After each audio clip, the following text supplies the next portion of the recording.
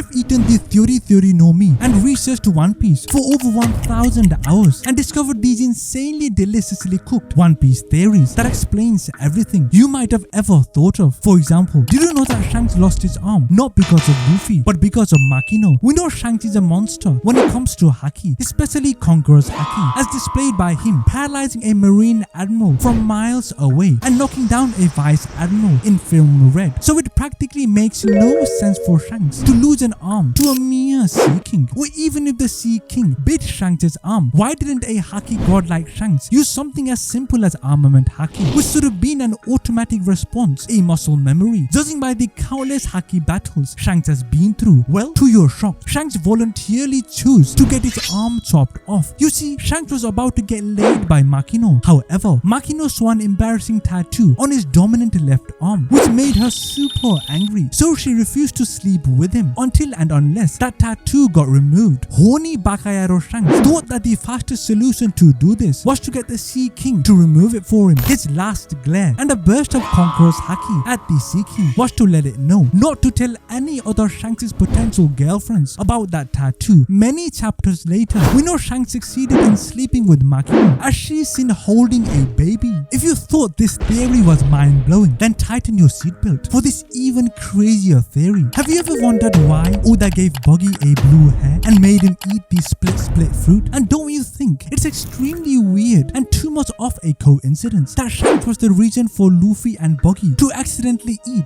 both their devil fruits? Also, why did Pirate King Roger choose to recruit a clown like Buggy alongside talented Shanks, who went on to become one of the strongest characters in the entire series? Did Roger make a massive error in doing so, or is it because he's a massive idiot? Well, according to this theory, Roger is actually an incredible genius. We know Buggy's devil fruit allows him to split his body, so as per Madame Charlie's prophecy, Luffy and Buggy will combine their devil fruit awakening to split the red line and pull it apart. This will then fulfill the prophecy by destroying the Fisherman Island, and in the process, the destruction of Red Line will unite all these seas in One Piece, and as usual, Buggy will steal the credit for all this work by naming the United Sea after his blue hair. All blue. Phew. Crazy, right? Well, here's another theory related to Buggy that's even more insane. Have you ever wondered why Shanks and Roger, who encountered countless devil fruits during their voyage, deliberately chose not to eat any of it? Well, most of you out there might say they did this because they didn't want to lose their ability to swim. And another incredibly important reason was to avoid being more reliant on their devil fruit than haki. Because as rightfully stated by Kaido, solely relying on a devil fruit doesn't always guarantee victory. With advanced haki, however, you can nullify any devil fruit power and win against any opponent. Both these explanations are extremely likely, but there is another mysterious reason behind this, and it's really important. You see, Oda has used Buggy and Toki to hint devil fruits users become mysteriously ill when they close in on Laugh Tale. Hence, they cannot reach Laugh Tale, and without going to Laugh Tale, you cannot obtain the One Piece. So if this turns out to be true, how will Luffy and the power users in his crew go to Laugh Tale? Will there be a way to somehow lose their devil fruit powers, die and come back alive? Or will Chopper, whose dream is to cure any illness, create a cure to this Laugh Tale sickness? Staying in the topic of devil fruits, have you ever wondered how Blackbeard steals devil fruits? To answer this question, we have discovered these two highly likely theories. This first one is the devil fruit bag theory. In this chapter of the manga, we see Jesus Burgess carrying a bag that happens to have the same pattern as devil fruits. So this theory goes on to state this bag is not an ordinary bag, but a bag that was made out of the skin of a devil fruit or a devil of some sort. To answer the question to how Blackbeard uses this bag to steal devil fruits, first we have to understand what a devil fruit really is. In the most simplest terms, a devil fruit is a consumable container which houses a devil with a specific ability. So when a devil fruit user is killed or dies, the devil from the devil fruit will want to find a refuge in the next fruit of the same type. This is where the devil fruit bag owned by Jesus Burgess comes into play. The devil's ability, subconsciously thinking that the devil fruit bag is a refuge, will enter the devil fruit container and transfer its ability to an edible fruit that's inside it. Blackbeard knew this phenomenon before he joined the Whitebeard Pirates because he mentions to Ace he read a mysterious book which had the information about the shapes and patterns of a devil fruit. Another theory is the cannibalism theory. We know devil fruit powers comes from devils that inhabit the devil fruit. So logically speaking, when you eat a devil fruit, the devil is transferred from the fruit to you, thus giving you the powers of that specific devil. Keeping this in mind, in order to steal Whitebeard's devil fruit, Blackbeard ate the part of Whitebeard that housed the devil. At hindsight, this theory might seem extremely unlikely, but surprisingly, there is a solid evidence to suggest this. For example, Big Mom is implied to have gained Mother Caramel's 𝚘𝚙𝚦𝚘𝚡 powers by literally eating her during her hunger pangs. Whilst this theory states the devil resides in the person's heart, so Blackbeard ate Whitebeard's heart to steal his powers. Some other theories state the devil resides in the part of human body that separates a man from a woman. So essentially, what this theory means is that Blackbeard sucked Whitebeard's semen to steal his devil fruit power.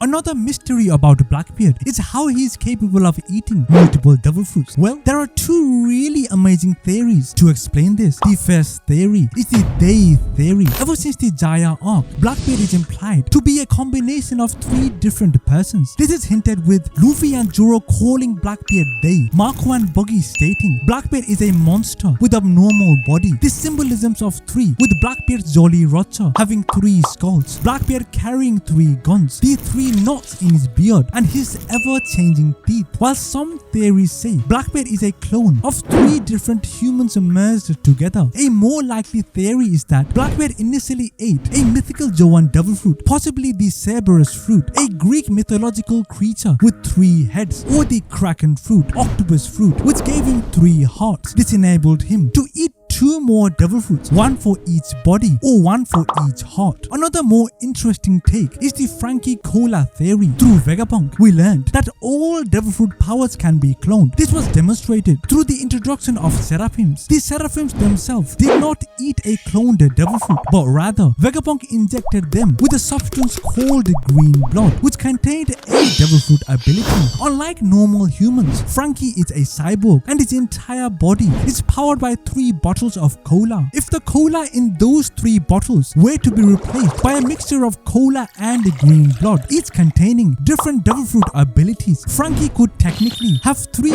different devil fruit powers. We know Blackbeard's body is stated to be abnormal, so he could also be a cyborg like Frankie, capable of gaining devil fruit abilities by direct consumption as well as through green blood. This also explains Blackbeard's three different personalities and bodies, because as shown in Frankie's 2-year time skip, his personality and appearance completely changed when the cola fueling his body was replaced with a completely different drink. Moving on from the theory about devil fruits, here's an incredibly insane theory about the location of One Piece treasure and what the One Piece treasure could actually be. This theory is the best one out there and will most certainly blow your mind. So, you ready for this? Let's go. Have you ever wondered why Oda has drawn so many important things and characters with a scar on the left eye or a missing left eye? Well, this is certainly not a coincidence, because it is impossible for a god like Oda to make mistakes these many times, and it is definitely not because Oda finds it more comfortable to draw details on that particular side because of his dominant right arm. You see, if you take a close look at the map of Jaya from 400 years ago, its left eye socket is missing an eye. So this theory goes on to state Jaya's left eye might very well be the missing ancient kingdom, which got split apart due to a knock upstream or Imu's water powers. It's possible Laugh Tale is one half of this ancient kingdom and the other half is either in space or inside a massive